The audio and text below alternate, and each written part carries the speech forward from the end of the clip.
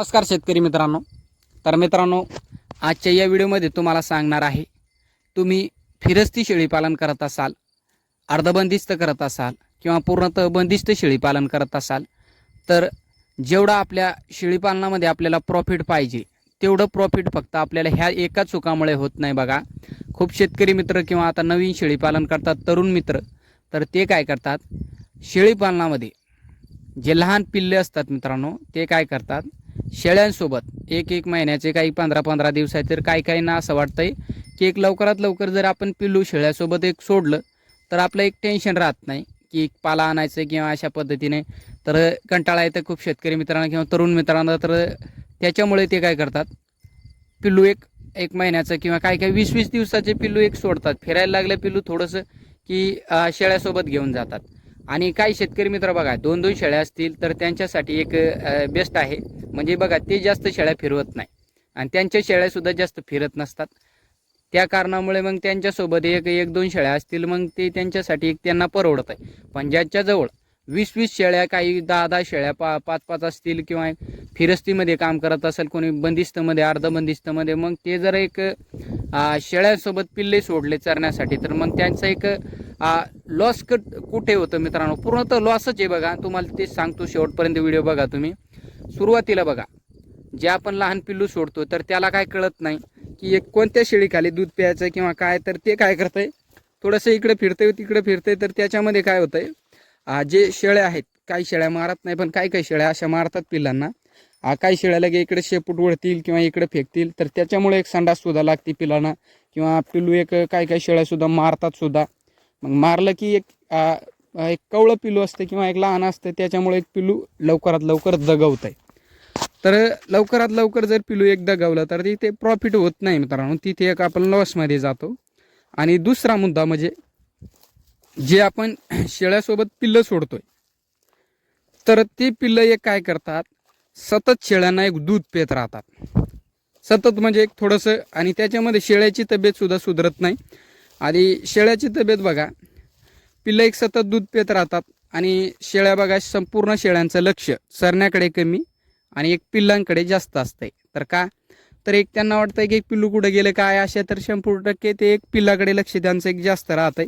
थोडंसं काही झालं की लगे आवाज देणं, पिल्लूला जवळ बोलवणं, तर अशा एक शेळीचं संपूर्ण एक लक्ष पिल्लावरती असते. तर त्या कारणामुळे शेळी एक जेवढं चारा खाते सुरुवातीला, तेवढं चारा खात नसते आणि त्याच्यामुळे शेळीला दूधसुद्धा कमी येतं. आणि दूध कमी आला तर जे संघचं त्याच्यासोबत पिल्लू आहे ते सुद्धा सुधरत नाही.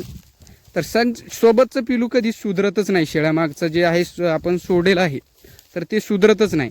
आणि शेळीची दिवसेंदिवस क्वालिटी खराब होत चालते फक्त. आणि दिवसभर एक पिल्लू काय करते, दूधच पित राहत आहे आणि त्या कारणामुळे शेळीची तब्येत डाऊन होत चालते. आणि तिसरा मुद्दा म्हणजे बघा, तर ह्या एका कारणामुळे जी आपली शेळी आहे, ती शेळी जर सतत पिल्लू सोबत राहिलं तर त्याच्यामुळे एक प्रॉफिट, म्हणजे प्रॉफिट तर होत नाही मित्रांनो, एक म्हणजे लॉसमध्ये जात आहे तुम्ही. जी शेळी आपली लवकरात लवकर एक सतत एक बघा, 2 महिने शेळी एक पिल्लाला पाजलं पाहिजे. आणि त्याच्यानंतर एक वेल्याच्या नंतर बघा, त्याच्यानंतर शेळी एक क्रॉस होती. तर संघ जर पिल्लू असलं मित्रांनो शेळ्यासोबत, तर शेळी एक लवकर लागवड होत नाही. तिथे एक आपल्याला शेळीपालनामध्ये एक तोटा होतो.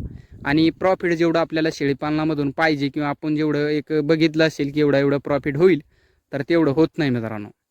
तर सोबत जर पिल्लू असलं तर शेळी एक लवकर क्रॉस होत नाही आणि पुढची जवीत आहे, पुढचं जवीत आहे आपल्याला लवकरात लवकर मिळत नाही.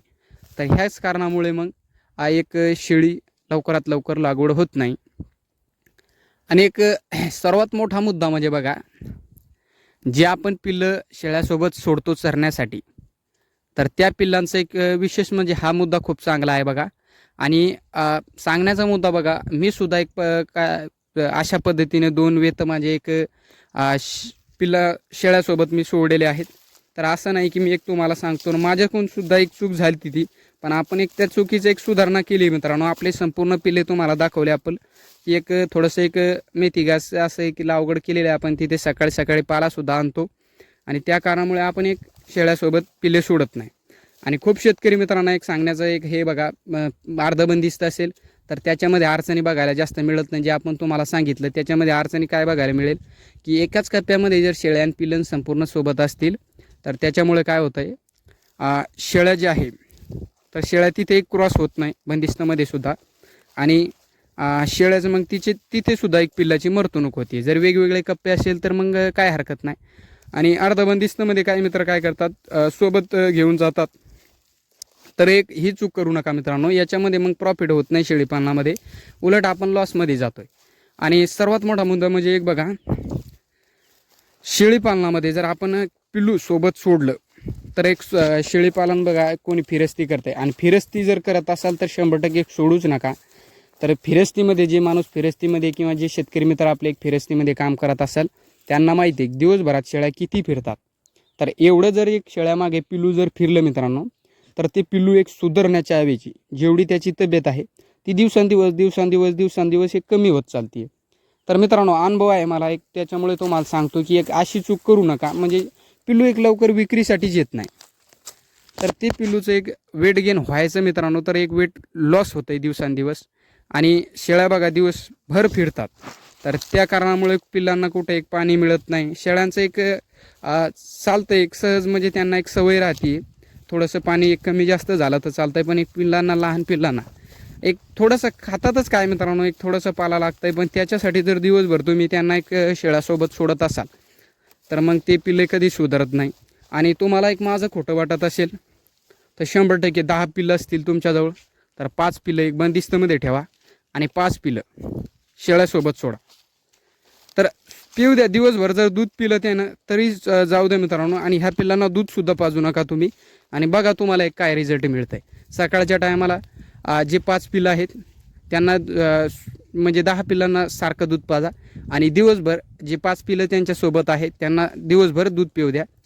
तर संध्याकाळचं दूध नाही पाजलं तरी बघा तुम्ही रिझल्ट बघा. तर मित्रांनो ही अशी चूक करू नका. ह्या चुकीमुळे एक प्रॉफिट इथेच आपण शेतकरी मित्र किंवा एक तरुण मित्र लॉसमध्ये जातात. शेळीला अवघड होत नाही लवकर, शेळीला एक दिवसांदिवस खराब होती, जे प्रॉफिट मिळायचं आपल्याला तेवढं मिळत नाही. ह्या कारणामुळे आपण हे होतं आहे मित्रांनो. तर कसा वाटला व्हिडिओ नक्की कमेंटमध्ये सांगा. व्हिडिओ आवडला असेल तर एक लाईक करा. व्हिडिओ पाहिल्याबद्दल